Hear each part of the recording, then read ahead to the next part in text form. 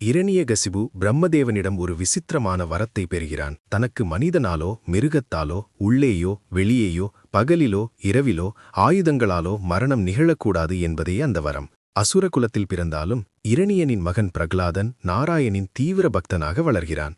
ஓம் நமோ நாராயணாய என்ற மந்திரத்தை அவன் எப்போதும் உச்சரிப்பது அவனது தந்தைக்கு கோபத்தை உண்டாக்குகிறது. பிரகலாதனை மாற்ற முடியாத இரணியன் அவனை கொல்ல பல வழிகளில் முயல்கிறான். மலையிலிருந்து உருட்டுதல், விஷம் கொடுத்தல், நெருப்பினவரறியல் என பல கொடுமைகள் செய்தும் விஷ்ணுவின் அருளால் பிரகலாதன் காக்கப்பட்டான். ஆத்திரமடைந்த இரணியன், உன் கடவுள் எங்கே இருக்கிறான், இந்த தூணில் இருக்கிறானா என்று கேட்டு அரண்மனை தூணை கதாயுதத்தால் அடிக்கிறான். அந்த தூணிலிருந்து சிங்கம் போன்ற முகமும் மனித உடலும் கொண்ட நரசிம்மர் பயங்கர கர்ஜனையுடன் வெளிப்படுகிறார். அவர் மனிதனும் அல்ல, மிருகமும் அல்ல.